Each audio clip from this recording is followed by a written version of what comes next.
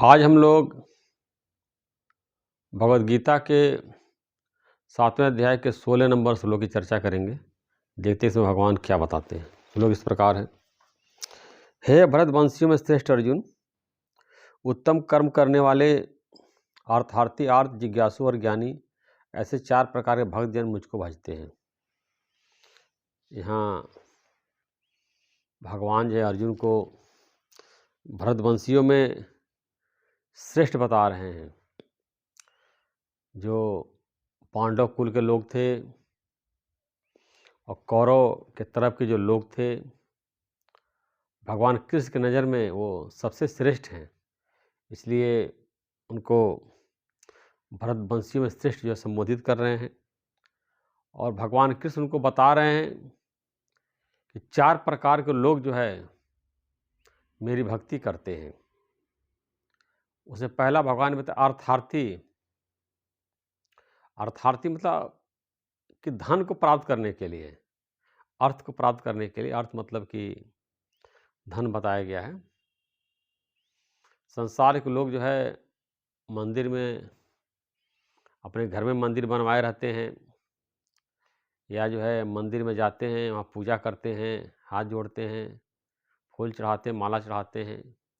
फिर भगवान से कहते हैं कि भगवान हमको धन दे दो, हमारा प्रमोशन करा दो, लड़के बिजनेस अच्छे से चल जाए, हमारा बिजनेस अच्छा चल जाए, मेरा मान सम्मान की वृद्धि हो, ईश्वर की प्राप्ति हो, मेरा लड़का आगे बढ़ जाए, जो उसने कारोबार शुरू किया है उसको सफलता मिल जाए। इसके लिए भगवान से प्रार्थना करते हैं, रोते हैं, गाते हैं, गिड़गिड़ाते हैं और रात दिन जो गिड़गिड़ाते रहते हैं भगवान के सामने। घर में मंदिर बनवा करके उसमें बैठ के पूजा करते हैं सुबह शाम। तो पहले तो पूजा करेंगे, हनुमान चालीसा पढ़ेंगे और भी कोई धार्मिक ग्रंथ पढ़ेंगे, फिर फूल चढ़ाएंगे, आरती करेंगे, मिठाई चढ़ाएंगे। लास्ट में इतनी बड़ी लिस्ट पकड़ा देते हैं कि भगवान हमको ये चाहिए। दूसरा होता आर्त। किसी के ऊपर जो है मुसीबत आती है, दुख आता है, संकट आता है, तो उसे निवृत्ति करने के लिए भगवान को पुकारते हैं, भगवान को याद करते हैं। हे भगवान, हमारे दुख को दूर कर दो। जैसे द्रौपदी का जब चीरहरण हो रहा था, दुशासन जो उसका चीरहरण कर रहा था, साड़ी खींच रहा था, तो उसने अपने भगवान को पुकारा इस दुख से निवृत्ति करने के लिए। भगवान ने उसकी साड़ी बढ़ा दी और दुशासन खींचता खींचता जो है थक गया, लेकिन जो है खींच नहीं पाया। इस तरह से जो है जो लोग भी परमात्मा को पुकारते हैं, परमात्मा जो है हर व्यक्ति के अंदर आत्मा के रूप में विराजमान है। आगे भगवान गीता के दूसरे अगले अध्याय में बताएंगे, मैं सबकी आत्मा हूँ। जितने संसार के लोग हैं समझते हैं कि परमात्मा को देख नहीं रहा है, लेकिन कई बार ग्रंथों में आए भगवान बोले मैं सबकी आत्मा हूँ, अहम आत्मा ब्रह्म। परमात्मा की शक्ति सारा कार्य हो रहा है। भगवान जो दुखी लोगों का दुख दूर कर देते हैं। जिज्ञासु, जिज्ञासु उसको बोलते हैं जो अपने आत्मा को जानना चाहता है, परमात्मा को जानना चाहता है। तो भगवान जो है, जो सच्चा जिज्ञासु होता है, सच्चे मन से ईश्वर की भक्ति करता है, सच्चे मन से परमात्मा को जानना चाहता है, आत्मा को जानना चाहता है, अंतःकरण की शुद्धि में लगा हुआ है, योग का अभ्यास कर रहा है, अगर उसके अंदर सच्चाई है तो मंजिल तक पहुंच जाता है। भगवान जो है अगले अध्याय में बताएंगे, मैं तत्व ज्ञान के द्वारा अपने भक्त के जो हृदय में अज्ञान अंधकार है उसको दूर कर देता हूँ और ज्ञान का प्रकाश कर देता हूँ। तो जितने जिज्ञासु लोग हैं, अब ये कि एक सच में जिज्ञासु होता है, एक बाहरी दिखाने के लिए गेरुआ भी पहन लिया, दाढ़ी भी बढ़ा लिया, चंदन लगा लिया, माला भी पहन लिया, संन्यास भी ले लिया, लेकिन मन में जो है भोगों की कामना है, विषयों की कामना, सांसारिक सुख प्राप्त करने की कामना है, आश्रम बनाने की कामना है, शिष्य बढ़ाने की कामना है, धन उपार्जन की कामना है, तो भी उनकी प्राप्ति हो जाती है। भगवान यहाँ बताएं कि अर्थार्थी जो अर्थ प्राप्ति के लिए भगवान की प्रार्थना करता है, भगवान उनकी मनोकामना पूरी करते हैं। तो जो भी सच्चा जिज्ञासु होगा उसको ज्ञान की प्राप्ति जरूर होती है, सबको हुआ है। प्राप्ति केवल उन्हीं को नहीं हुआ जिनके अंदर सच्ची लगन नहीं होती है। चौथा है ज्ञानी। अब जिज्ञासु को ज्ञान प्राप्त हो गया तो ज्ञान प्राप्त होने के बाद ईश्वर की भक्ति करनी चाहिए, क्योंकि अगर भक्ति नहीं करेंगे आपके अंदर ज्ञान का अभिमान आ जाएगा और एक ज्ञान आपसे भूल भी सकता है। तो जो लोग ज्ञानी लोग होते हैं, जिनको ज्ञान प्राप्त हो गया है, वो भी ईश्वर की भक्ति करते रहते हैं कि हमारे अंदर ज्ञान का अहंकार न आ जाए और जो ज्ञान हमको प्राप्त हुआ है ये भूल न जाए। तो परमात्मा की कृपा से ज्ञान की प्राप्ति होती है और परमात्मा की कृपा से ज्ञान की रक्षा भी होती है। भगवान ने भगवद गीता में बताया है, अपने भक्त का योग क्षेम मैं खुद वहन करता हूँ।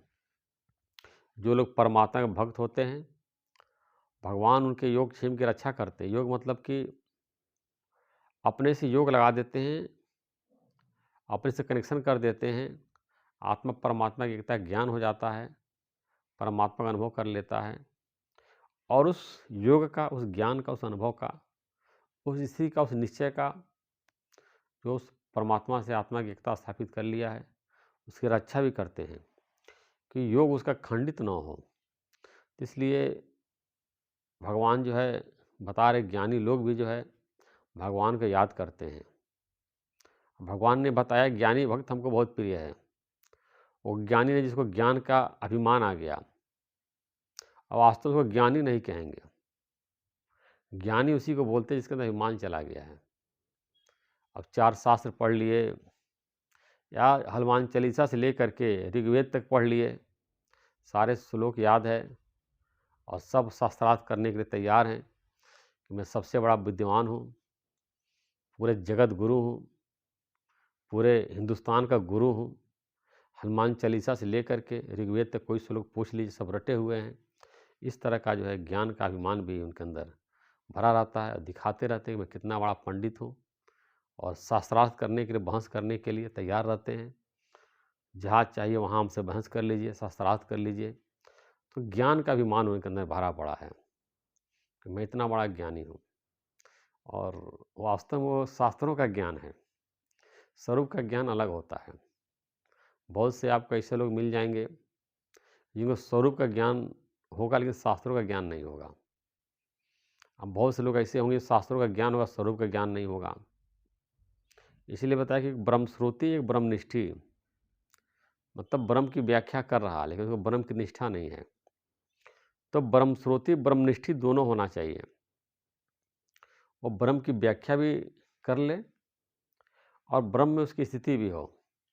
ऐसा नहीं कि शास्त्र पढ़ करके और गद्दी के महंत बने हुए हैं और शास्त्रार्थ करने के लिए तैयार हैं। अब जैसे और लोग जो है स्कूल में जाते हैं तो एक क्लास से लेकर के हाई स्कूल इंटर में वो भी साइंस पढ़ते हैं, आर्ट पढ़ते हैं, कॉमर्स पढ़ते हैं, लेकिन वो तो शुरू में गुरुकुल में चले गए, वही वेद शास्त्र पढ़ रहे हैं और उसका उनको अभिमान है कि हमने इतना वेद शास्त्र पढ़ लिया है। ज्ञान जो है शास्त्रों में नहीं होता है। शास्त्र जो है घना जंगल है, उसमें व्यक्ति उलझ जाता है और अपने स्वरूप तक नहीं पहुंच पाता है। स्वरूप तक जानने के लिए, समझने के लिए, पहुंचने के लिए सच्चा गुरु की आवश्यकता होती है। जैसे हम जंगल में भटक जाते हैं तो एक गाइड होता है, वो जंगल से निकाल देता है। ऐसा सच्चा गुरु जो है, जो शास्त्रों में भटके हुए, उलझे हुए हैं, फंसे हुए हैं, वहाँ से सच्चा गुरु ही उसको निकाल करके और मंजिल तक पहुँचा देता है और उसके स्वरूप में स्थिति करा देता है। ऐसे भजन आया, कुछ ऐसे सद्गुरु होते हैं जो मंजिल तक पहुँचाते हैं। जो सद्गुरु का बन जाता है वो जीवन भर सुख पाता है। ऐसे बहुत से ही कम सद्गुरु हैं जो मंजिल तक पहुँचाते हैं, नहीं तो खुद ही भटक रहे हैं। मार्ग दिखाने वाले, संसार में मार्ग दिखाने वाले लोग हैं, शास्त्रों का पढ़ लिए हैं, गुरु से सुन लिए हैं, मार्ग दिखा रहे हैं, खुद भटक रहे हैं। भटक रहे हैं मतलब उनका मन भटक रहा संसार में। कीर्ति चाहिए उनको, सबसे ज़्यादा शिष्य चाहिए, आश्रम चाहिए, मठ चाहिए, मंदिर चाहिए, अपनी ख्याति और कीर्ति और मान और सम्मान चाहिए। ये सब भटकाव है, संसार में भटक रहे हैं। स्वरूप में उसको स्थिति नहीं है। ज्ञान तो सबको बता रहे हैं, खुद ही भटक रहे हैं मार्ग दिखाने वाले। माया में खुद भटक रहे हैं, बता रहे माया मिथ्या है। आत्मा और परमात्मा के अलावा सब माया है। जितने आश्रम है, मठ है, मंदिर है, कीर्ति है, यश है, ज्ञान, सब कुछ माया है। जब लग देखी तब लग माया। जो कुछ आप संसार को देख रहे हैं, सुन रहे हैं, सोच रहे हैं, समझ रहे हैं, सब माया है, सब दिखावा है, सब नष्ट हो जाएगा। इसलिए जो है ज्ञान को समझ करके और अपने स्वरूप का अभ्यास करके और हमेशा भगवान की भक्ति करते रहें। तो भगवान ने बताया कि जो अर्थार्थी है, आर्त है, जिज्ञासु, ज्ञानी है, ये चारों लोग भक्ति करते हैं। और जिस भावना से भक्ति करते हैं तो मैं जो चीज़ मांगते हैं मैं उनको दे देता हूँ। तो देखिए भगवान से क्या मांगते हैं? भगवान से माया मांगते हैं, भगवान को मांगते हैं?